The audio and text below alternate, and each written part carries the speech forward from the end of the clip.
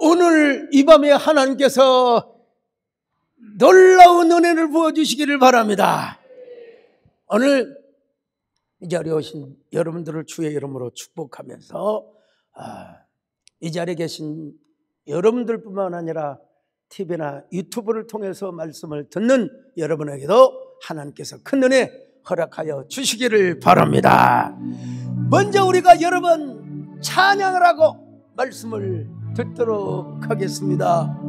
내가 누려왔던 모든 것들이, 내가 지나왔던 모든 시간, 내가 걸어왔던 모든 순간, 당연한 건 아니라 은혜였어. 아침에가 뜨고 저녁에도 봄에 못한 비와 가을의 열매,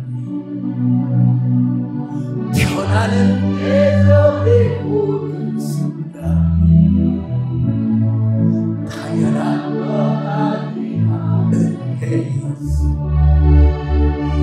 모든 것이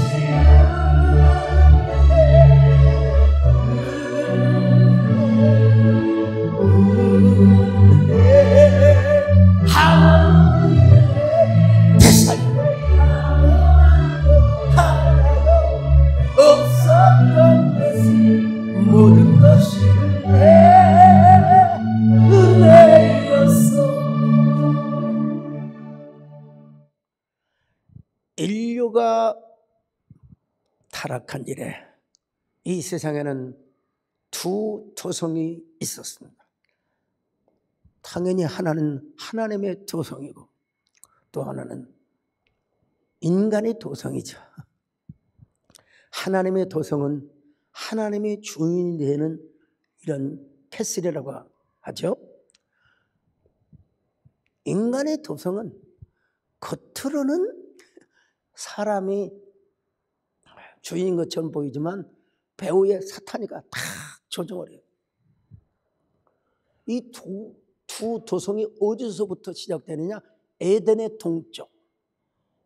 에덴의 동쪽. 그런데 하나님께서 당신의 도성에 대한 모판을 만들기로 작정하셨습니다. 그 가시적 모판은 이스라엘이라고 하는 나라였습니다. 근데 이스라엘 안에 있는 예루살렘 성은 모판 중에 모판이라고 이야기할 수 있습니다. 그래서 하나님은 다윗 왕을 통해서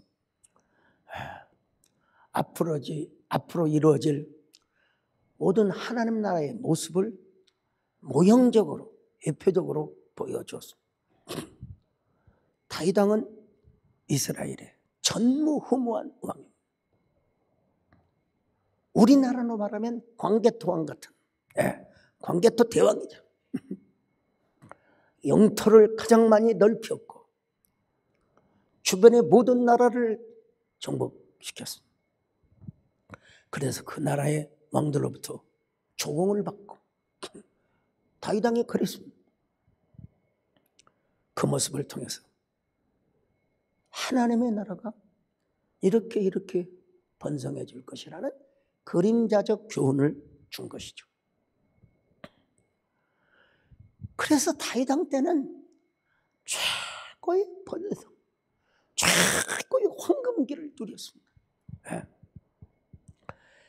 성벽은 얼마나 견고하게 쌓여졌고 그 어느 누구도 어느 나라도 여러분 이스라엘을 감히 넘볼 수가 없었습니다. 그런데 여러분 세월이 흘러서 다윗 왕의 후손들이 계속해서 절을 짓고 특별히 므낫세 얼마나 가증한 짓을 했는지 세상에 하나님의 성전 뜰마당에다가 남자 창기들이 이게 말을 할 수가 없어요. 말을 할 수가. 어떻게 하나님의 성전에다가. 그래서 시드기야 왕 때는 예루살렘 성이 완전히 초토화돼요. 예루살렘 거민들이 다 잡혀갑니다. 시드기야 왕은 두 눈이 뽑혀가지고 피눈물을 흘리면서 바벨론에 끌려갔습니다. 그렇지만 그 후손들이 하나님께 간절히 회개하고 부르짖었을 때 다시 하나님께서 그들을 불쌍히 여기셔서 예루살렘으로 돌아오게 하십니다. 그들이 돌아와서 맨 먼저 한 일이 뭐냐? 성전 건축. 그 다음에 한 일이 뭐냐면 예루살렘의 성벽을 쌓는 일이었습니다. 성벽. 성전이라고 하는 게 계란의 노른자와 같다면 성벽은 아무리 계란의 노른자가 중요해도 그 노른자를 덮는 계란 껍질이 필요하지 않습니까? 아무리 성전이 위대하다 할지라도 성벽이 무너지면 결국은 황성이터가 되게 되어 있는.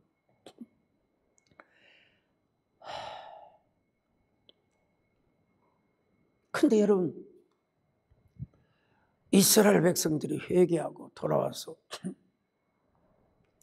하나님의 전을 분명히 지은 건 사실이에요. 불과 50년도 안 됐어요. 불과.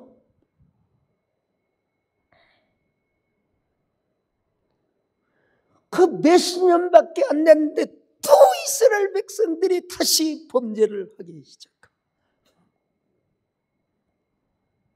그래서 주변 나라들이 또 예루살렘의 성벽을 무너뜨려 버리고 맙니다. 그때 하나님께서 에스라 학사를 보내서 예루살렘에서 다시 한번 회개 운동을 하죠. 이 에스라에 대해서는 다음에 또 말씀을 드리겠지만, 얼마 후 하나님께서 느헤미야라는 지도자를 예루살렘 총독으로 보내셔 황폐하고 초토화되어 버린 예루살렘 성벽을 튼튼하게 세우는 데 쓰임을 받습니다. 특별히 예루살렘의 성벽 안에는 하나님의 성전이 있어야 한다고 했지 않습니까? 성벽이 튼튼해야 성전 안에서 예배 생활도 자유롭게 하고 하나님께 제사도 잘 드릴 수 있는 거 아니겠습니까? 그래서 예루살렘 성은 하나님의 이름으로 쌓아져야 했고 하나님의 자존심과 영광을 위해서 반드시 중건이 되어야 했습니다. 그런 의미에서 시편 기자는 예루살렘의 평화를 위해서 기도하라고 했지 않습니까? 예루살렘을 위하여 기도하고 그리고 예루살렘의 번영을 위하여 기도하는 자에게 뭐가 있다고요? 샬롬. 하나님의 평화가 있을 거라고. 자, 시편 122편 6절로 7절 보십니다. 시작. 예루살렘을 위하여 평안을 구하라. 예루살렘을 사랑하는 자는 형통하리로다. 내 성 안에는 평안이 있고 내 궁중에는 형통함이 있을지어다. 평안과 형통, 얼마나 여러분, 우리도 여러분 하나님의 성을 쌓는 사람들이 이 세상 사람들 다 자기 이름을 위하여 성을 쌓습니다. 다 우리가 똑같이 새끼 밥을 먹고 사는 것처럼 보이지만 다 여러분 세상 사람들은 자기 성을 쌓아요. 우리는 누구 성을 쌓습니까? 하나님의 도성을 쌓습니다.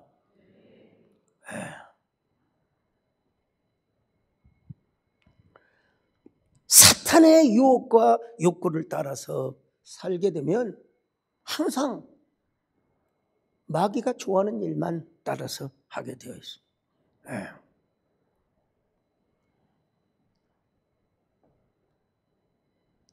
이런 사람을 보면은 금방 영으로 구별할 수는 없어요. 근데 외적으로 딱 구별할 수 있는 딱 시금석이 뭐냐? 저 사람이 얼마나 자기중심인가? 얼마나 자기중심인가?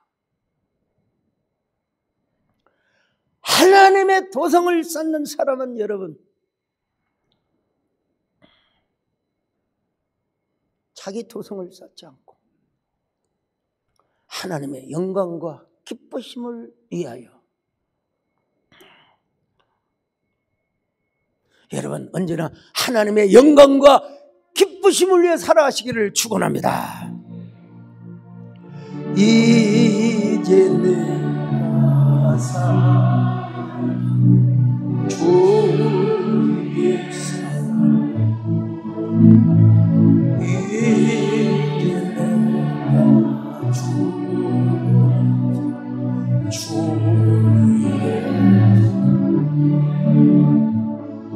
그러므로 나는 서로 주는 주의 것이 사랑 주나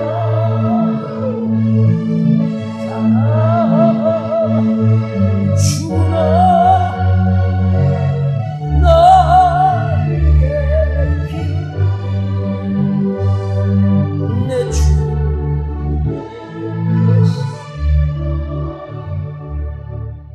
찬양 정말 잘하시네. 하나님의 제단 중심보다는 나의 바벨탑이 먼저인 경우는요 야망이 앞서요. 욕망이 앞서요. 그러나 정말 하나님을 위하고 주님의 기쁘심을 위한 사람에게는 야망이 아닌 비전입니다.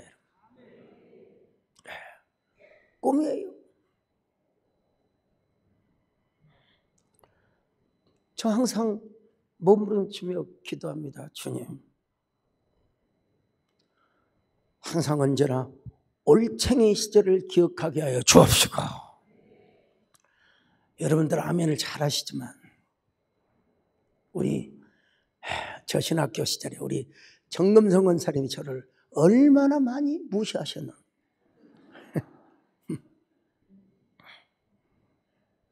내가 살아있는 동안은 어쩔 수 없어 이 말씀을 들으셔야 돼요.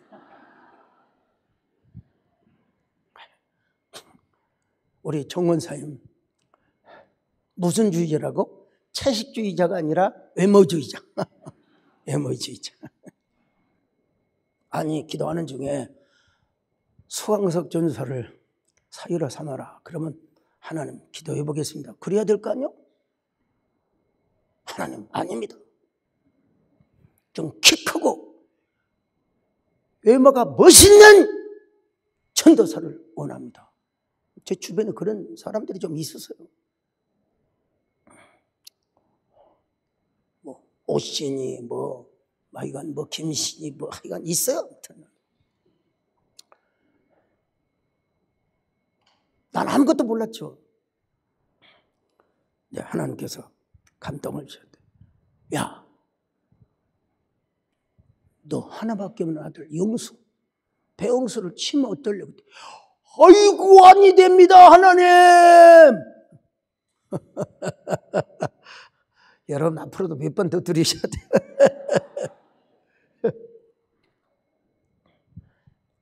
그날이 토요일이에요. 제가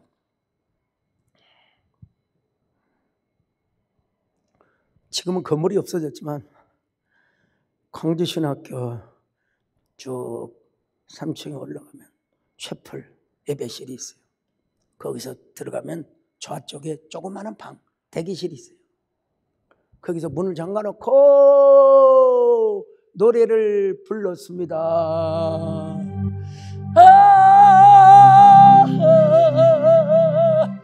불같은 성령으로 충만케 하옵소서.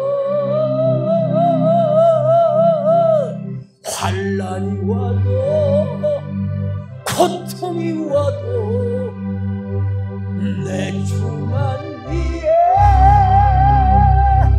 내가 서리라.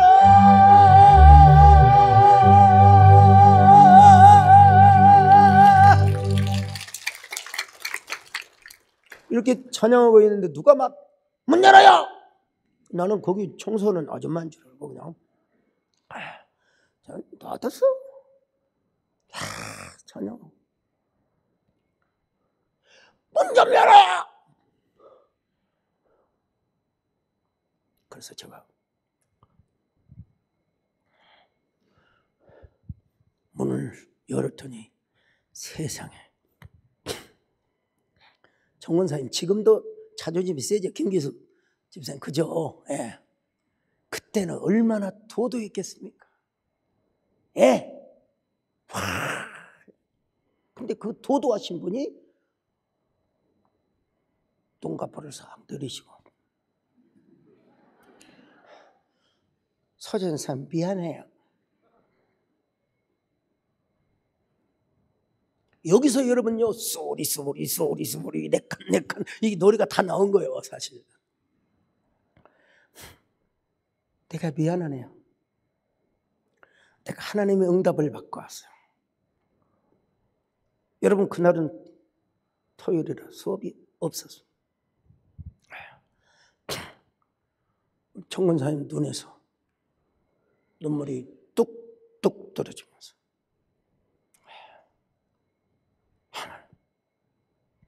세상에 이런 종이 어디가 있단 말입니까?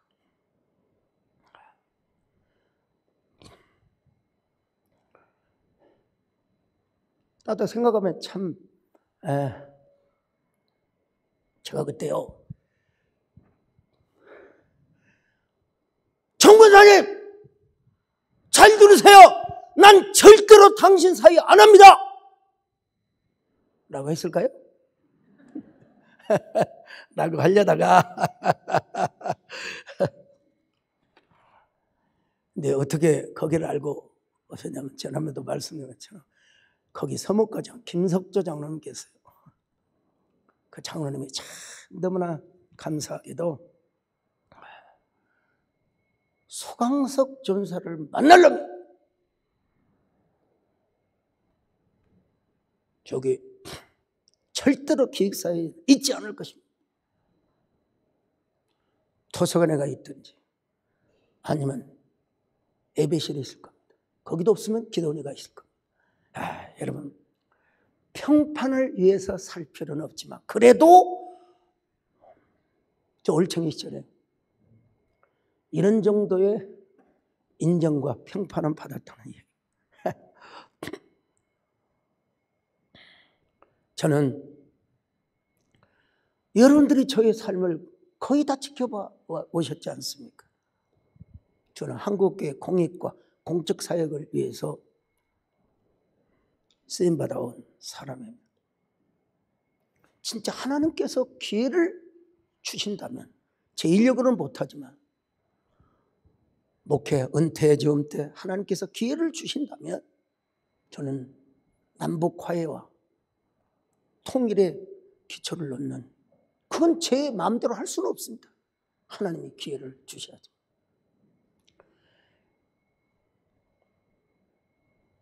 저 이번은 지난 주일입니까?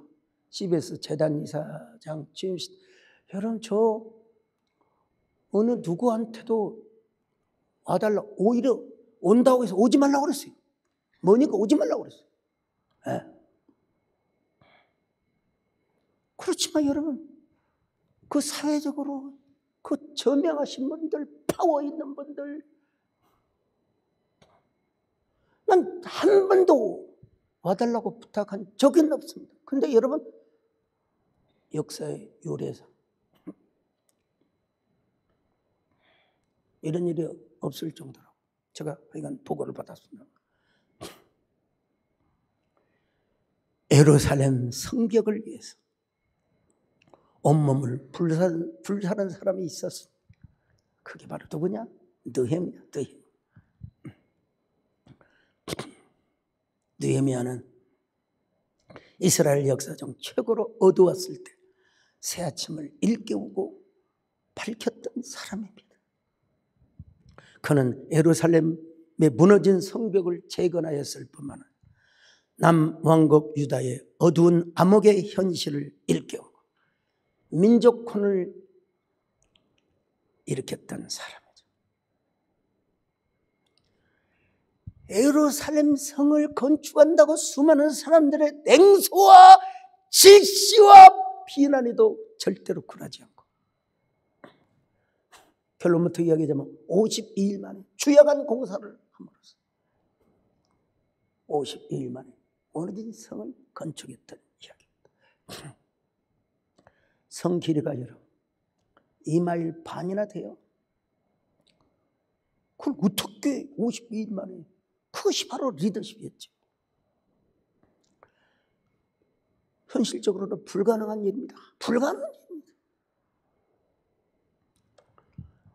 느헤미야는 예루살렘에 도착하자마자 기가 죽어 낙심에 빠져 있는 동료들에게 위대한 모티베이션, 동기부여를 주었던, 그리고 저들의 가슴과 영혼을 울리는 호소를 통해 그 엄청난 과업을 52일 만에, 52일 만에,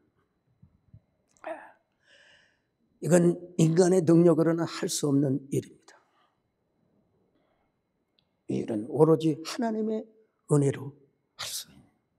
근데 이런 거룩한 전쟁을 느헤미야는 기적의 은혜로 승리를 하였습니다. 하나님이 주신 놀라운 영적 리더십과 역전의 은혜로 이 놀라운 일을 할 수 있었다는 사실. 과연 느헤미야는 어떻게 이런 기적을 이룰 수 있단 말인가? 원래 느헤미야는 아닥사스다 왕의 술관으로 있어요. 술관은 에이 무슨 뭐 막걸리나 제조하고, 여러분 그렇게 생각하면 안 됩니다. 고대 근동에서 제국의 황제들은 굉장히 여러분들은 술과 거의 멀리 하겠지만 저도 술을 못합니다. 저희 아버님을 닮았으면 잘할 텐데요. 이상하게 안 좋은 건 전부 엄마만 닮아가지고 못합니다. 아이 목사님 약주라도 저는 어느 정도 조금 마시면 심장에 쇼크가 와요. 죽을 각오로 하고 막으셔야지 그럼 못 먹어요. 옛날 고대 근동에 있어서 술이라고 하는 게 얼마나, 이 술관원은 먼저 왕이 마시는 술을 먼저, 왜? 독이 들어있을까 봐서. 그리고 이 술관원들은 황제와 함께 술잔을 오가니 박거니 하면서 대화도 하고 충언도 하고 고견도 줄 수 있는 왕으로부터 엄청나게 신뢰를 받는 사람이었습니다. 근데 어느 날 고국으로부터 느헤미야에게 한 슬픈 소식이 전해집니다. 그 소식은 사마리아인과 주변 이방인의 공격으로 예루살렘 성이 완전히 황성애터가 되었다는 거예요. 회파되어 버리고 말았다는 소식을 듣습니다. 자, 느헤미야 1장 3절 시작. 그들이 내게 이르되 사로잡힘을 면하고 남아있는 자들이 그 지방 거기에서 큰 환난을 당하고 능욕을 받으며 예루살렘 성은 허물어지고 성문들은 불탔다 하는지라. 자, 이 말을 듣고 여러분, 느헤미야는 하나님께 금식을 합니다. 조국의 백성들이 지금 순환을 당하고 있다고 하는 이야기를 듣고, 그럼에도 불구하고 그는 하나님께 눈물로 금식을 하며 기도하고 있지만 아닥사스다 왕에게 절대로 말하지 않습니다. 그는 하나님께 먼저 기도했습니다. 그는 왕과의 관계보다 하나님과의 관계가 더 중요하다고 생각하였기 때문이죠. 왕과의 관계도 중요하지만 여러분, 하나님과의 관계가 더 중요함을 믿습니다. 느헤미야는 아마 이렇게 생각했던 것 같아요. 아무리 힘 있는 왕이 도우려 한다 할지라도 하나님이 도와주셔야 된다. 하나님이 어긋장나게 하면 절대로 나는 그 일을 이룰 수 없다. 그래서 주여, 하나님이 은혜를 내려주시고 주여 왕 앞에 내가 은총을 얻게 하여 주시옵소서. 느헤미야 1장 11절을 시작. 주여 구하오니 귀를 기울이사 종의 기도와 주의 이름을 경외하기를 기뻐하는 종들의 기도를 들으시고 오늘 종이 형통하여 이 사람들 앞에서 은혜를 입게 하옵소서 하였더니 그때에 내가 왕의 술관원이 되었느니라. 여러분, 우리도 무슨 일이 있으면요, 먼저 하나님께 간구할 필요가 있습니다. 하나님께 먼저 기도하는 습관을 가지시기를 축원합니다. 나는 아무개 백을 썼으니까, 그것도 물론 중요할 수가 있겠죠. 그러나 하나님이 어긋장 넣으시면 누구도 할 수가 없습니다. 하나님께 기도하고 하나님께서 길을 열어주시면 불가능하게 느끼고 보여진 것처럼 보인다 할지라도 여러분, 당연히 저는 그런 일을 경험했고 또 그렇게 저는 이야기하지 않을 수가 없죠. 느헤미야처럼 먼저 하나님께 기도하시기를 바랍니다. 염려가 있어도 여러분 기도하시기를 바랍니다. 역경이 있어도 기도하시기를 바랍니다. 고난이 와도 여러분 먼저 기도하시기를 바랍니다. 아무것도 두려워한다. 주 나의 하나님 지켜주시니 놀라지 말라 겁내지 말라. 주님 나를 지켜주시니 내 맘에 힘이 겨우 지치지 주님 나를 지켜주시니 세상의 험함보다 주님 나를 지켜주시니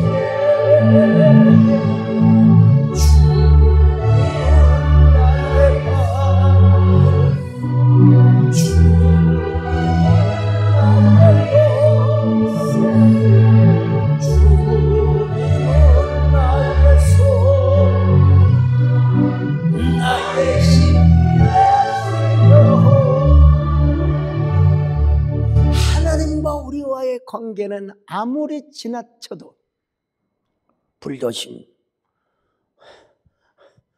아무리 강조해도 지나친 게 아니라고 하는 그런 광고처럼 하나님 앞에서 기도하는 것은 아무리 강조해도 지나치지 않습니다. 하나님과의 관계가 잘못되면 아무리 인간 사이에 철통, 혈맥, 무슨 피로를 나는 형제들끼리 왜 싸웁니까, 여러분?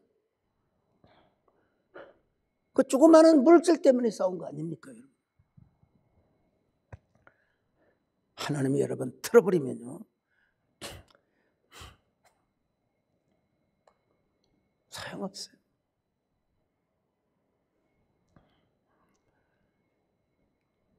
전통에 의하면 아닥사스다 왕은 고집이 엄청 센 왕으로 알려져 있습니다.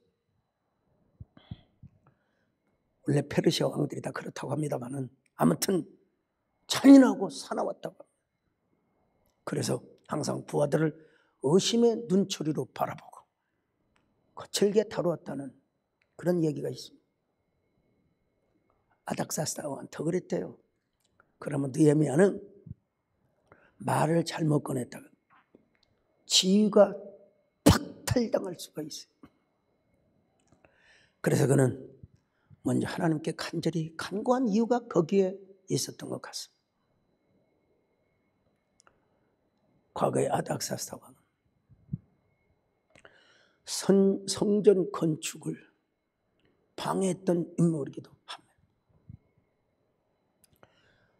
에스라 4장 23절 보실까요? 시작. 아닥사스다 왕의 조서 초본이 르흠과 서기관 심세와 그의 동료 앞에서 낭독되매 그들이 예루살렘으로 급히 가서 유다 사람들을 보고 권력으로 억제하여 그 공사를 그치게 하니. 그러므로 여러분, 느헤미야가 왕과 독대하여 왕의 마음을 움직이려는 계획은 너무나 무모하다고 생각했을지도 모릅니다. 그래서 느헤미야는 하나님께 간절히 먼저 기도했습니다. 어떻게 기도했는가? 우리가 본문을 한번 뜯어볼 필요가 있습니다. 그는 하나님께 간절히 울면서 눈물로 금식하며 기도했습니다. 느헤미야 1장 4절입니다. 시작. 내가 이 말을 듣고 앉아서 울고 수일 동안 슬퍼하며 하늘의 하나님 앞에 금식하며 기도하여. 그냥 기도한 게 아니잖아요. 금식하며 울며 눈물을 흘리면서. 왜냐? 자기 동족을 사랑했기 때문이에요. 동족을 사랑. 여러분도 누군가를 사랑하고 있습니까? 자녀, 남편, 아내, 교회를 사랑하고 계십니까? 그러면 담임 목사가 교회를 위해서 기도할 때 가슴에 눈물이 범벅이죠. 아이 뭐 우리 목사님 하나님이 지켜주시니까. 그게 아니야.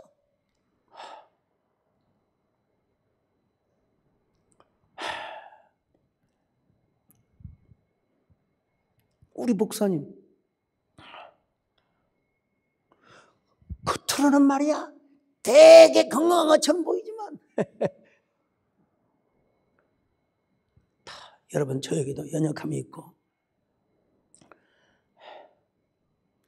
여러분이 정말로 하나님을 사랑하고 주의 종을 사랑한다면 하나님의 영광과 영예 그리고 하나님의 성호가, 하나님의 성호는 하나님의 이름을 의미하는 겁니다. 하나님 나라를 위해서 눈물로 기도할 수 있어야 됩니다.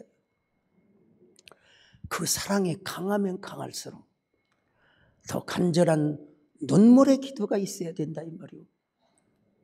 하나님, 당신의 나라를 위하여 이 부족한 종을, 이 여종을 사용하여 주시옵소서. 그럼 눈물이 나죠. 느헤미야는 가슴이 찢어지는 아픔을 안고 몸을 부들부들 떨면서 하나님께 기도했습니다. 그런데 여러분, 페르시아 궁궐에서 얼마든지 자유롭고 평안한 삶을 살 수가 있었죠. 왕의 총애를 받고 일신상의 평화와 화목은 얼마든지 여러분 누릴 수 있었어요. 그러나 그는 먼저 하나님을 사랑했습니다. 하나님의 영광과 또 하나님의 명예를 회복하게 해요. 예루살렘에 가고 싶었습니다. 자기 조국과 민족을 사랑하여 무릎을 꿇고 하나님께 눈물의 기도를 드렸단 말입니다. 저 고난의 현장, 얼마나 질시와 냉대와 반목과 얼마나 여러분 역경이 기다리고 있을 때, 그럼에도 불구하고 그는 그 고난의 길을 자처했습니다.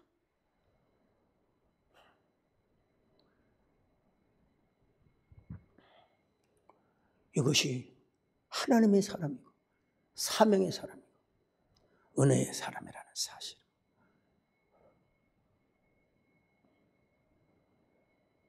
여러분 언제나 하나님의 길을 걸어가시기를 바랍니다. 사명의 길을 걸어가시기를 바랍니다. 은혜의 길을 걸어가시기를 바랍니다. 사명이 생명이기에 사명이 눈물이기에 외롭고 고독해도 사명의 길을 걸어가리라. 사명이 은혜이기에 사명이 눈물이기에 외롭고 고독해도 사명의 거래를. 여러분, 그는 하나님 앞에 기도하였지만 기도의 대상 하나님이 누구인가를 똑바로 알고 그냥 무조건 기도한 게 아니라 그 기도를 받는 분이 어떤 분인가를 알면서 부르짖었습니다. 자, 1장 5절 같이 봅니다. 시작. 이르되 하늘의 하나님 여호와 크고 두려우신 하나님이여 주를 사랑하고 주의 계명을 지키는 자에게 언약을 지키시며 긍휼을 베푸시는 주여 간구하나이다. 여러분, 먼저 느헤미야는 하나님을 뭐라고 하냐? 하늘의 하나님 해볼까? 여러분, 고대 근동에서는 여러 가지 신들이 존재한다고 믿었습니다. 그런 이방 신화가 그리스 로마로 와가지고는 그리스 신화, 로마 신화로 발전하게 된 겁니다. 느헤미야는 오직 여호와 하나님만이 유일한 하나님의 힘을 믿습니다. 하늘의 하나님. 그뿐만 아니라 여러분, 크고 두려우신 하나님, 크고 두려우신 하나님. 이야, 참 모든 신들을 심판하시고 우리 하나님 크고 두려우신 하나님이다. 모든 신들을 심판하시고 모든 신들을 책망하시고 벌하시는 하나님이라고 합니다. 그뿐입니까? 언약에 신실하신 하나님, 언약에 신실하신. 참, 여러분, 우리 하나님은 원래 전능하신 하나님이세요.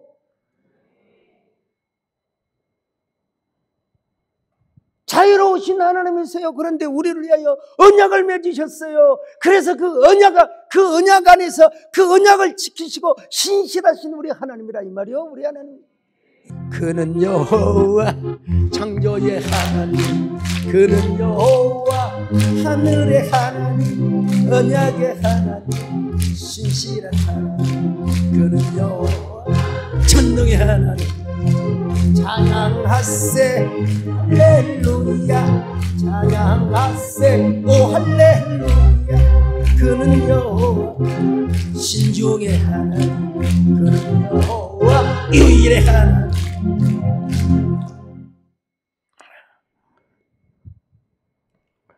바로 이런 하나님께 느헤미야가 기도하는 거예요. 언약에 신실하시다. 우리 하나님께서 종말에 악인들과 의인들을 심판하시고 다 보상하시기는 하시겠지만 반드시 이 땅에서도 악인을 심판하시고 의인에게 복을 주실 줄로 믿습니다. 여러분, 신명기에 하나님이 보여주셨던 언약신학의 하나님, 얼마나 멋집니까? 얼마나 아름다운 기도입니까? 오늘도 여러분 모두 느헤미야와 같은 리더십을 가지시기를 축원합니다. 느헤미야, 우리가 살고 있는 상황이 아무리 힘들고 어렵다 할지라도 여러분, 신명기의 역사관, 신명기의 언약신학의 정체성, 우리 하나님 어떤 하나님이라고요? 딱 하나요. 언약의 하나님.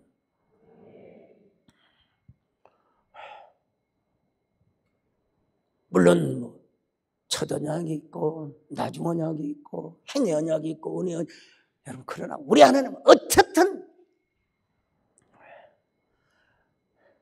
언약의 하나님이라 이 말이에요. 그 언약의 하나님 앞에는 우리가 눈물로 씨를 뿌리면 반드시 뿌린 대로 하나님께서 거두어 주신 줄로 믿습니다. 그걸 믿으니까 우리가 옥합을 깨뜨리는 거지, 그 아무것도 안 믿으면 우리가 뭘 어떻게 합니까? 주여, 우리도 주님 발 앞에 필요할 때는 옥합을 깨뜨리게 하여 주옵소서. 내게 힘 옥합 주께 그와 위에 힘 맞추게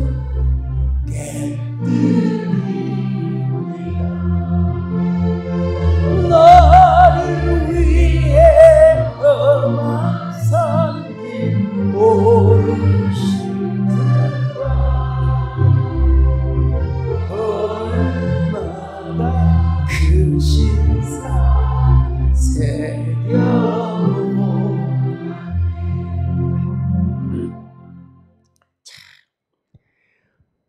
그런가 하면 우리 하나님은 어떤 하나님이냐? 긍휼을 베푸시는 긍휼. 이 긍휼이라는 말이 여러분요, 우리말로는 긍휼로 번역이 됐지만 히브리어는 헤세드. 무한하신 불변하신 사랑이라. 근데 요 이웃 사천의 단어가 하나 있어요. 그게 바로 뭐냐? 라함이라고. 라함과 헤세드는 거반 이웃 사천. 람, 보통 우리말로 긍휼로 번역이 되죠. 람 하면 어디서 파생이 되냐? 레헴이란 말이에요. 레헴은 여자들의 자궁. 남자들은 몰라요. 여자들만 압니다. 산모가 밥을 잘 먹건 못 먹건 그거 상관없어. 이 여인의 자궁은 밥을 못 먹으면 그 여인의 뼛속에서라도 영양분을 뺏어다가 아기 씨를 다 먹여 살리는 거예요. 네. 이 렘이란 말에서 람이 나왔어. 람. 이런 얘기해가지고 어떤 분이 시험 들었다고 하는데, 하여간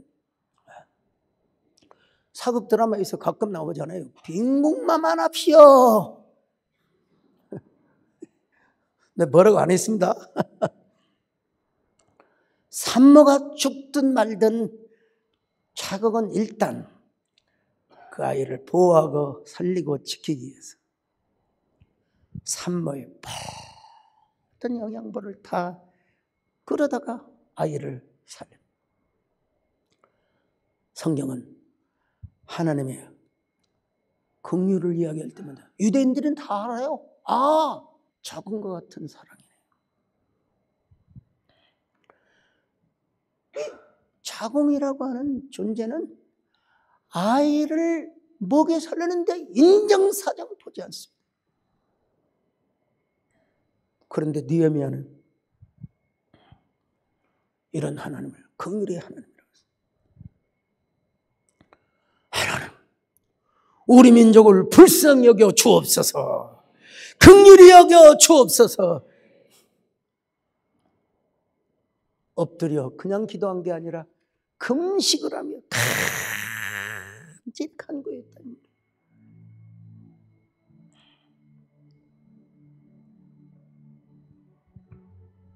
주의 하나님께서 우리나라와 민족, 저 기침하는 사람들도 하나님 도와주시기를 바랍니다. 은혜를 베풀어 주시기를 바랍니다. 불쌍히 여겨 주시옵소서. 자, 그 다음에 이제 크게 세 번째로 동족의 죄를 짊어지는 기도를 했습니다. 느헤미야 1장 6절로 7절 시작. 이제 종이 주의 종들인 이스라엘 자손을 위하여 주야로 기도하오며 우리 이스라엘 자손이 주께 범죄한 죄들을 자복하오니 주는 귀를 기울이시며 눈을 여시사 종의 기도를 들으시옵소서. 나와 내 아버지의 집이 범죄하여 주를 향하여 크게 악을 행하여 주께서 주의 종 모세에게 명령하신 계명과 율례와 규례를 지키지 아니하였나이다.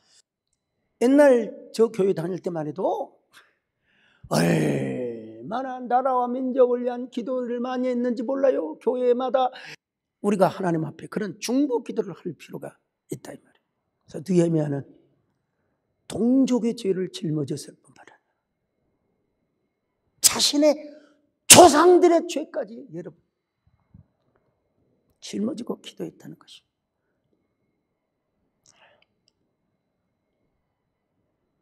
그랬을 때 하나님께서 느헤미야를 사용하여 주셨다는 사실을 믿습니다. 주여, 우리 모두 느헤미야의 리더십을 허락하여 주옵소서.